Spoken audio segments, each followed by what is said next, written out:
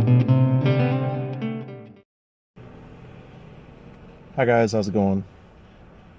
Now in this video I'm going to discuss pros and cons of various options of vans.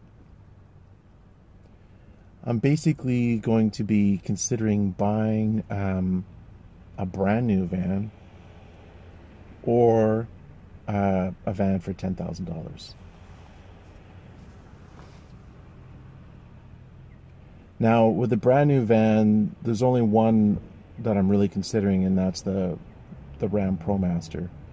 Why I'm considering that one is because it has the largest width in the back. I could be wrong, but I think it's like 80 inches from wall to wall. So that means I can have my bed across the back, and it would be ideal for having lots of room.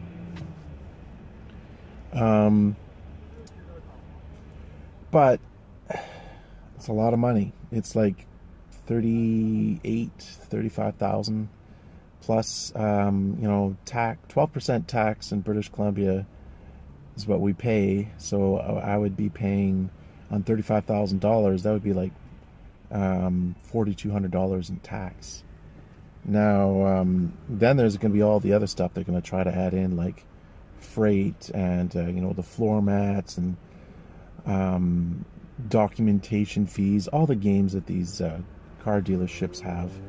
And honestly, I'm not really too enthusiastic about all that baloney. On the other hand, I'm 45 years old. I've never owned a new car, and maybe this is the time to do it. It's trade-offs and things to think about. Now, part of the reason I'm not really sure what to do at this point, and I need to think about it more, is because I'm starting a new job in October, but it's going to be on call, and I'm not really sure how much I'm going to be called. Some sources say that I'm going to get called a lot, and I'm going to be working almost every day. And other people say, no, you're going to have to have a backup plan in case you don't get called that much. So say if I buy a brand new van and I spend $40,000 on it. Now I have probably about half of that available, so I will only have a $20,000 outstanding amount due. But I would still have to make payments. And if I could get the payments to around $300 a month and pay over like a 5 or 7 year period or something, that would be a lot more palatable. I can't afford to make huge payments, and I don't want to, because if I'm not getting called at work, then where's the money coming from? So it's a bit tricky.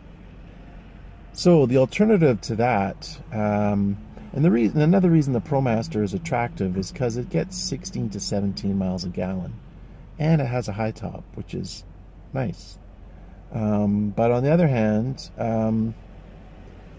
I could get a 4.8 liter Chevy Express or Savannah, or whatever they call it, van, and they get about 13 to 14 miles a gallon. And so it's going to cost me more in gas, but I could buy a used one for about 10 grand. And I figured that if I use the worst case scenario, a van that gets 12 miles a gallon, if I drove 800 kilometers, I know I'm mixing up metric with imperial, my apologies. If I drove 800 kilometers a month, which is kind of like, I don't really see myself driving more than that, but who knows, being on call, I could be all over the place. It works out to about $104 more per month.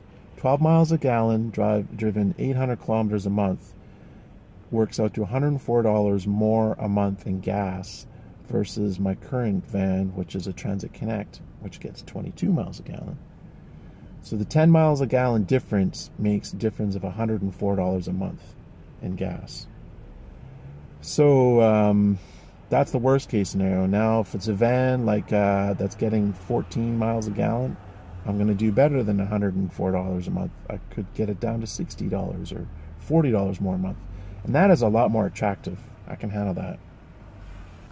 So one of the pluses of the Chevy van, by the way, the Chevy 4.8 liter is what Bob Wells recommends, and that's what he just bought. He bought a 2015. As far as a solid engine and decent on gas, comparatively speaking. So that's a possibility. One thing I would definitely do is I would buy one that does not have a sliding door. I would get one with the barn doors. And as you can see in this picture, you can only you have the option of opening one door and getting in that way. The problem with a sliding door is, yes, you can build stuff across it, but once you're in the van, to open the van, you don't have access to the handle because it's going to be behind stuff if you build over the step well. So you can't reach the handle, which means you can't put anything in that spot, which is a pain in the neck. Now, if you get the van with a barn door, then you can build right out to the edge of the door and have all that space usable. And then when you want to have a propane tank or a water tank, you have an easy access to fill it by opening that smaller door. So these are the options I'm considering. Buy a cheaper van for $10,000 or maybe less, possibly. I'm hoping for around 120,000 kilometers on the odometer, or buy a new van and have to pay all those fees. I'm strongly leaning towards buying the used van because once you pay the tax and once you pay all that other stuff, I mean, that could be up to $10,000 or $6,000 or $8,000 in almost like in stuff that you don't, there's no value to it. It's just poof, you paid taxes, you paid all the dealership costs that they try to get more money out of you. Whereas if you buy a used van, you're going to have to pay tax as well, but because the value of the van is way less, you're going to be paying way less tax. And I would try as much as I can to buy off Craigslist and not through a dealership, so I don't have to deal with all the dealership games that they try to put you through. Anyways, guys, there you have it. Thanks for watching. Take care. Have a good night.